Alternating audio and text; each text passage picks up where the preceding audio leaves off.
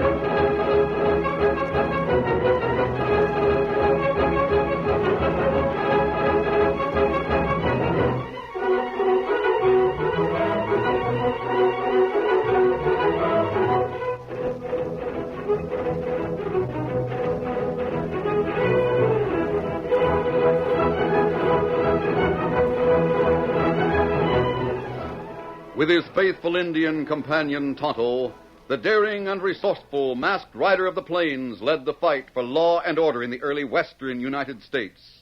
Nowhere in the pages of history can one find a greater champion of justice. Return with us now to those thrilling days of yesteryear. From out of the past come the thundering hoofbeats of the great horse Silver. The Lone Ranger rides again. Come on, Silver. Let's go, big fellow. I'm Silver. Hi!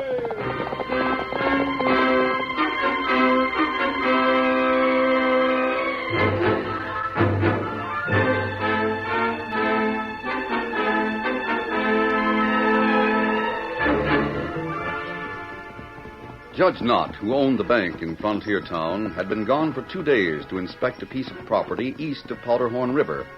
He was on his way home. His fine horse crossed the river. The railroad tracks were just ahead, and then disaster struck. Oh! The judge fell from the saddle, but he was game. Lying on the ground, badly hurt, he managed to draw his gun. Get up there, get up! Judge Knott saw the man who had fired from ambush, saw him riding away fast. He fired twice, and thought one of his shots found its mark, but he couldn't be sure because he was already sinking into oblivion. Why did he want to kill me? Why?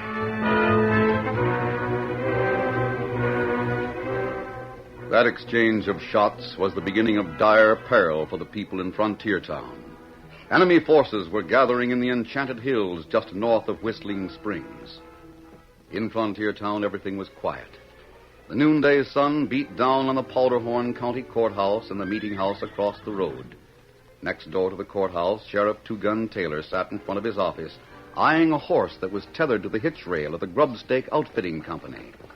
He turned to look toward the south and watched Doc Drummond on his way home from a series of morning calls.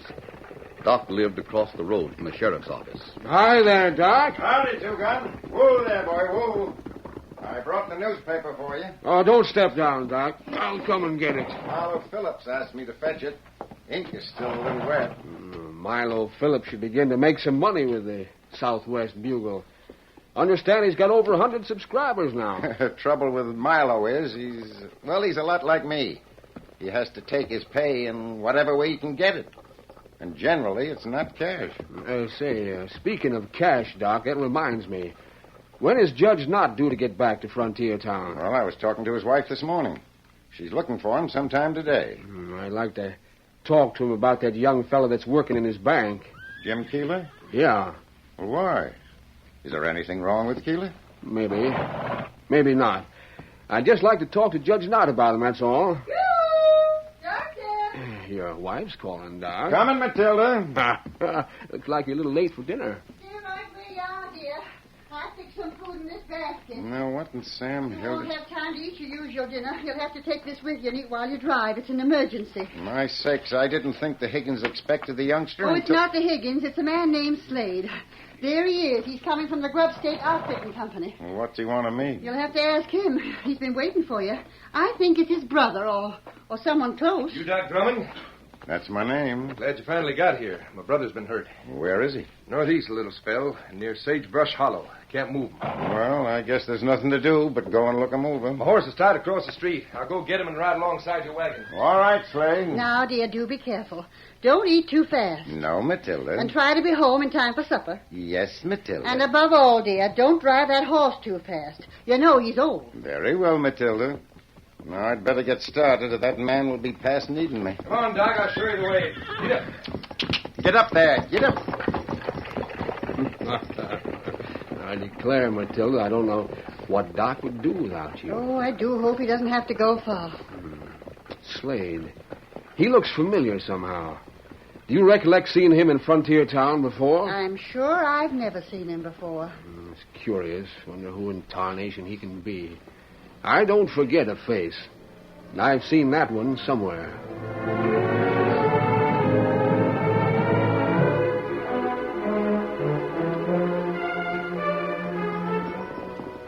The Lone Ranger and Tonto had been riding north on the Overland Trail. When the trail bent across the railroad tracks toward Flying Eagle's Indian village, the masked man left the trail and continued due north. Suddenly, he signaled a halt. What matter, Kemosabe? Tonto, look ahead. See that horse? Ah, it plenty good horse. Fully saddled. Strange it should be standing. Reins over saddle. Yes, so they are. Kemosabe, look next to Big Rock. Man on the ground. Come on, Silver. Get him up, Scout. Oh, Silver. Oh, Got Got the canteen, Tonto. Me get it. Well-dressed man. I'll turn him over. Here.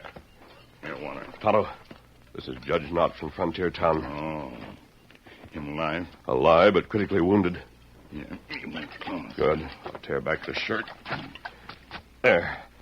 Now we can wash that wound. You see tracks here, Kemosabe. Judge come from east? Yes, I noticed that. Here, take a look at this. Bad wound, isn't it? Oh, yet plenty bad. This calls for a doctor and a good one. We'll do what we can, then I'll stay with the judge. You ride into town and get Doc Drummond. Me do it.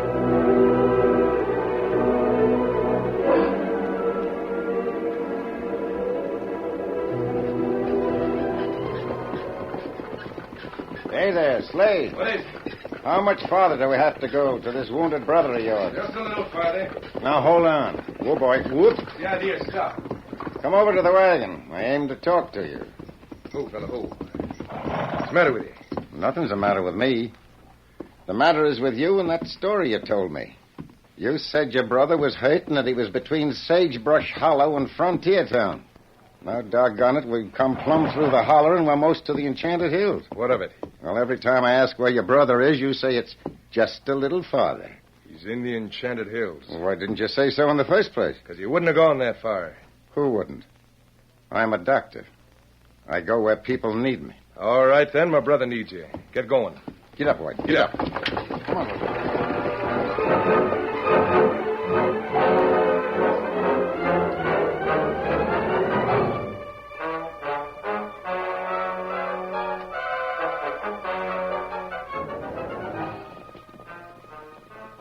That Indian riding up to Doc's place looks downright familiar. I wonder... Well, great day, it's Tonto. Hi there, Tonto. How, Sheriff? Well, wait a minute. Hold on. You looking for Doc Drummond? That's right. You pushed that paint hard.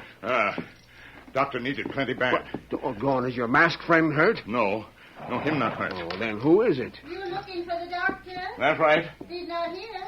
He went to see a man near Sagebrush Hollow. He won't be back till supper time, Tonto. Oh, that bad. Sheriff, maybe it's good you come with Tonto. Yeah? How's that?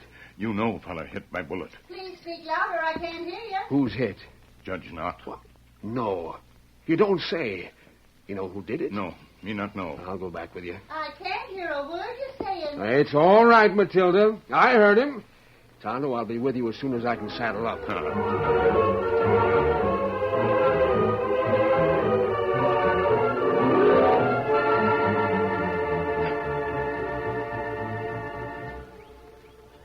The Lone Ranger had kept Judge Knott as comfortable as possible in the shade of a clump of cottonwoods on the bank of Powderhorn River. He was pleased to see his friend, Sheriff Two-Gun Taylor, accompanying Tonto, but wondered where Doc Drummond was. The sheriff had been telling about the Doc's emergency trip. We did all we could, Sheriff. I hope it will be enough. Is he unconscious from the wound or sleeping natural? We found him unconscious. He's been that way ever since. I suppose it'd be dangerous to try and move him. He shouldn't be moved. We'll rig a shelter and keep him here until he's stronger, Or dead. Yes, Sheriff. Dead rat it all. Who in Tunket would have cause to shoot a man like Judge Knott? One of the finest men that ever lived. He's made some enemies. Well, sure he has. As judge, he sent a plenty of no-account crooks to jail. But every one of them had a fair trial. It's the way he runs his bank. Nobody can complain. Why, doggone it, if the judge foreclosed on all the past due mortgages his bank is holding on frontier town property, more than half the people would be out in the open without a roof. I didn't know that. Yeah, that's the case. And I'd be one of them. I hate to think of what would happen if the judge died and some mean, money-grabbing skinflint took over the bank. Oh, what were you going to say, Sheriff? Thought just struck me. Yes? There's a new head clerk in the rancher's bank. A youngish gent by the name of Jim Keeler. Judge hired him a few months ago. Oh, what about him? Where'd he come from? I don't know. Well, no one seemed to know. He savvy's banking business. I reckon he must be smart. The judge wouldn't have hired him otherwise. But there's something about Keeler. Oh, what is it? Oh, he's a pasty-faced gent, sort of sharp-looking. Oh. His eyes are set so close together that he could almost look through a keyhole with both eyes at once. You don't like him? Got no cause for dislike, but... Well, I was saying to Doc Drummond at noon I'd like to talk to the judge about Jim Keeler. Like to find out what the judge knows about him. Okay, Miss Happy. Yes, Tonto. Judge. Judge Knott. Get water, Tonto. He got it. Is he coming conscious? I think so, Sheriff. Here, water. Good. Steady, Judge. Here's some water. I'll drink this. Crook. You're a crook. Judge, this mask doesn't mean I'm a crook. Filthy, scabbard crook. You shot me, you. Why, he's not even looking at you. He don't know what he's saying. When I get back from my trip east, you better be gone from town. Better be gone. You hear that? Judge Knott, please. No not use making more threats. I'll face the music. You say what you please. But if you're still around when I get back, I'll turn murderer. Judge, try to come out of it. I'll get you, Jim Keeler. Kimasabi. Him say Keeler. Great day. He thinks he's talking to Jim Keeler. I'll play it that way. Judge Knott, why do you want me to leave Frontier Town? He sure has it in for Jim Keeler. You think Keeler's the one who shot him? He was shot sometime today, wasn't he? Yeah, sometime before noon, I'd say, judging from the condition of the wound when we found him. Then it couldn't have been Keeler. No? He was in Frontier Town all morning. I know that to be a fact. Judge Knott seems to have told him to get out of town. Here, Judge. Try to swallow a little more water. That's it. Take it easy. Oh, Sheriff, I found where the gunman waited in ambush. You show me, mister, and I'll get after him pronto. The trail may be hard to follow. Tonto, you stay here and take care of Judge Knott. I'm going manhunting with the sheriff. Me savvy. Keeler. Steady. Take it easy, Judge. Get Keeler. Get Keeler out of the bank. Get him out of there. All right, Judge. We'll get him out. Now, rest. That's what you need. Rest. No. Can't rest. I tell you. Keeler's in my bank. That will mean the end of Frontier Town.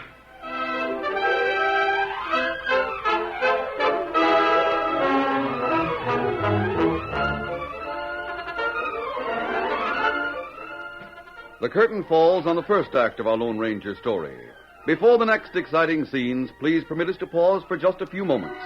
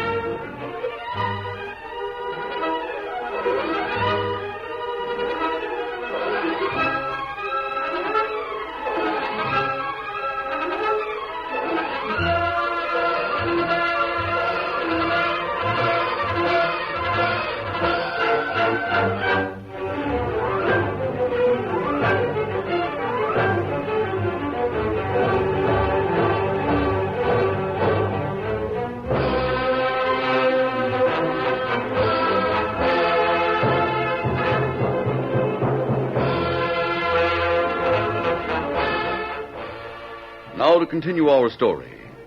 Judge Knott lapsed into unconsciousness after the startling declaration that the presence of Jim Keeler in the Ranchers National Bank would mean the downfall of Frontier Town. The Lone Ranger left Tonto with a seriously wounded banker and set out with Sheriff Two-Gun Taylor to follow the trail of the man who had shot Judge Knott. Well, through here, the trail is just about invisible. Rein up, Sheriff. Oh, Silver. Oh. Yeah, look at this hard ground. No sign of a hoof mark.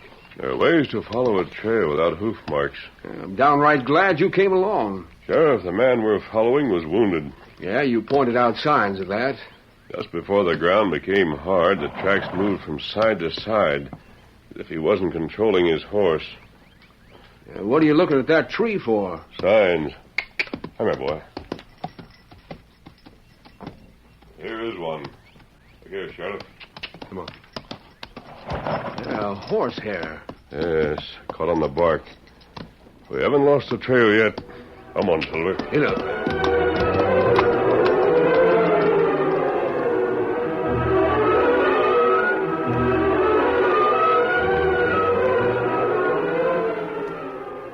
In the meantime, Doc Drummond and his escort Slade had reached the wounded man near the Enchanted Hills. Doc had been compelled to give quick, temporary treatment, then carry the gunman in his wagon to a camp in the hills. Two friends of Slade were there. A half-breed stood watching the doctor working over the still form on the ground, while another man inspected the contents of Doc Drummond's wagon. Doc Drummond probed the wound. Better not let anything happen, Doc. You save your own life when you save Jake. If he dies, you're likely to never see Frontier Town again. I'll do my best. You better.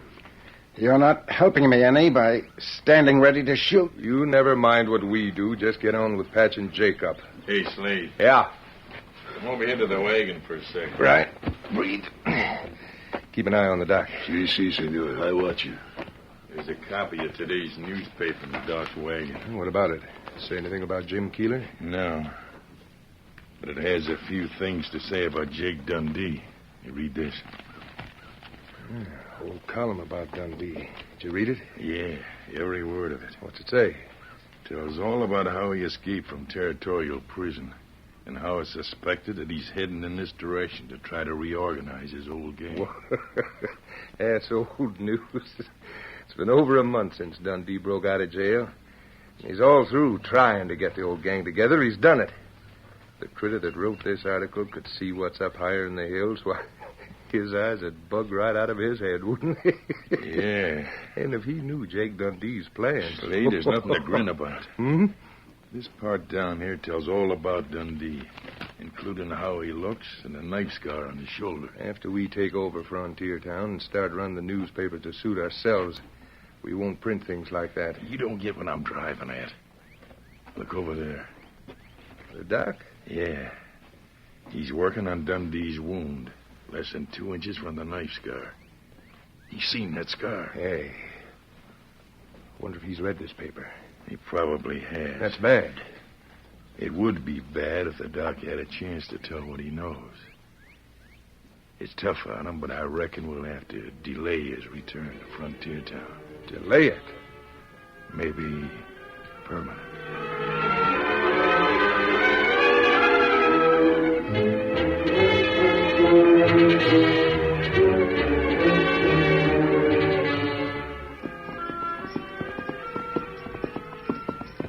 Meanwhile, the Lone Ranger and Sheriff Two-Gun Taylor had doggedly followed the trail by observing every detail. It was late afternoon when they reached a place where the tracks of a wagon crossed their path at right angles. Oh, Silver. Oh, yeah. Steady, big fellow. Steady. Look at the ground around here, Sheriff. I think this is the end of our trail. Yeah, soft enough around here. This is where the wounded man fell from his horse. He lay there on the ground for some time. It looks like his wound opened up fresh. The horseman came in from the north. And he stopped beside the wounded man. See, his tracks go southwest from here. We can learn a lot if we look around and study the ground.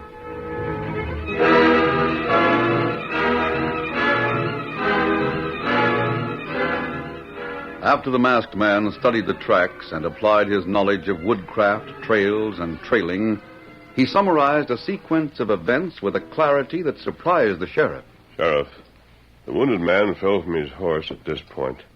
Someone, probably a friend, found him here, did what he could for him, then rode toward Frontier Town. Later, the same man came back riding beside a horse and wagon. What? Doc Drummond's wagon. Now we're getting someplace. That man named Slade came into town to get Doc Drummond. Are you sure these tracks were made by the doctor's wagon? Yes, you bet I am. I know these tracks all right enough. Hey, I got it. Yes? What's that? Came to me. When I got to thinking about Slade as a gunslinger's friend, I know where I seen him before. Where? On a handbill.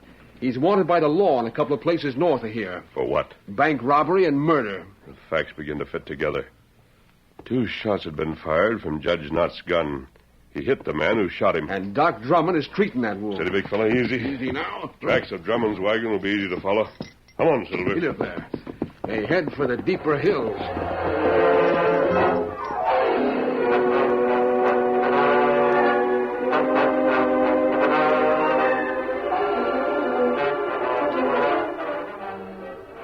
After Doc Drummond had finished treating the wounded man, he found himself looking into the barrel of a .45. Slade ordered the doctor tied to the trunk of a tree and kept there until the leader, Jake Dundee, regained consciousness. It was long after darkness had gathered around the camp. The strain on Doc Drummond's face was lighted by a small campfire to which Breed added chunks of wood from time to time. Dundee lay wrapped in a blanket. He leaned against a rock, and a heavy gun lay at his side. He spoke slowly, coldly. Doc, we can't trust you. That's all. Can't trust me? A doctor? Nope. Doc, it's not that I'm afraid of being taken by the law. I could travel in spite of this wound. I could clear out of these hills and find plenty of other places to hide. I'm not afraid of your two-bit sheriff. Then what are you afraid of? My plans are made. Plans? I spent years perfecting those plans. They're complete to the last detail. I won't have them spoiled. But I thought... You know what I want? How would I know? I want Frontier Town. What? I said I want Frontier Town. I'm going to own that town. I'll make it the beginning of an empire. Well, by Joe, you'll meet up with a downright stubborn lot of people. Folks in Frontier Town have no use for crooks of any sort. They've got no use for men that want an empire. They'll accept whatever I want them to accept. Huh. Fiddle-faddle. That's what you're talking. Fiddle-faddle. Yes? You're doggone right. You say that because you see only 4 of us. 4 men taking over Frontier Town. Why, doggone my hide, Sheriff Two-Gun Taylor could handle any 2 of you. Single-handed. There are more than 4, Doctor. As a matter of fact, no less than 10 members of my organization are in Frontier Town right now. What? Surprised, huh? Well, it's true. They've been there for several weeks. They hold responsible positions in your community. They're ready to act. Tell your boys. Well? We waste time with talk. Let us put the bullet through this one. Be rid of it. Breed, we use bullets only as a last resort. It's a waste to kill men who can help us. If you think I'd help you and your kind, Oh, why you will, Dr. Drummond. You'll be responsible for the health of my men. Official doctor, I might say. Like blazes, I will. Go ahead and drill me. You'd better do it because I'll die before I'll help. Wait a minute. Before you go on, consider this fact. Your wife's life. Matilda? Why, you ornery... What's that? Someone's coming. Over there. Come on, Silver. We'll take the polecat. Get them. No, you don't. Steady, Silver. Lay into them. Cut me free. Cut me free and I can help. Sheriff, behind you. I'll get you. No, you don't. Try a knife, eh? It was a furious battle of 2 men against 3 at hand-to-hand quarters. The Lone Ranger ducked and parried blow after blow, trying desperately to land a knockout punch that might reduce the odds. Dundee watched through cold eyes, too weak to rise and give a hand. He gripped his gun, but the combatants were moving too fast. A shot might get the wrong man. Look out behind you. I see him. That takes care of you. That's the stuff. That does it. Now the artery. I'll fix you, Slade. Yeah? Look out. Look out. Dundee has got a gun. All right, you missed. I'll take that gun. That'll fix you. There, I got this one. This'll take care of you. That does it. You got them all. Keep an eye on them two, Gun. Right. I'll cut Doc Drummond free. Sheriff, take these crooks to jail.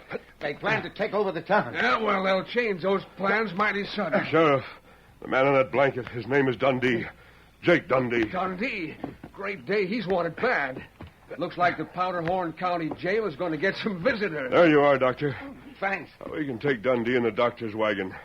We'll tie their rest and put them on their horses. Oh, where are the horses, Doctor? Over that way, in a little gully. Keep an eye on those men. I'll get them steady. Easy, big fella. One Silver.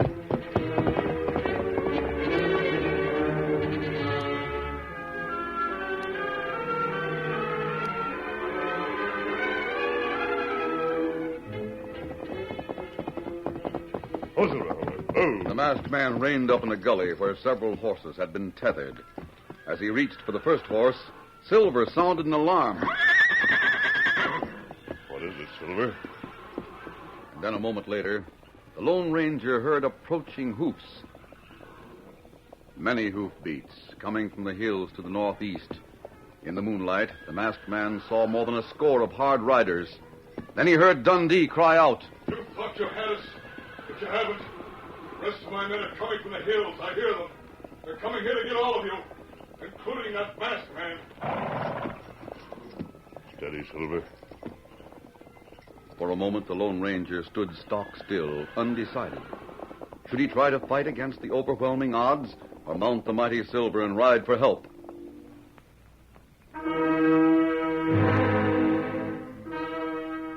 The conclusion of this frontier town adventure will be heard in the next broadcast when the Lone Ranger rides again.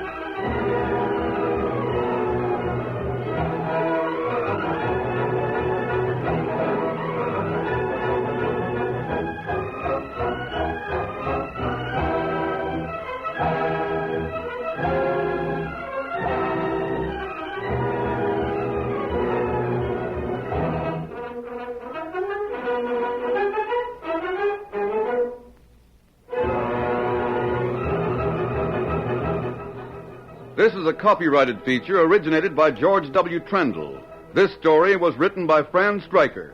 The Lone Ranger is played by Brace Beamer.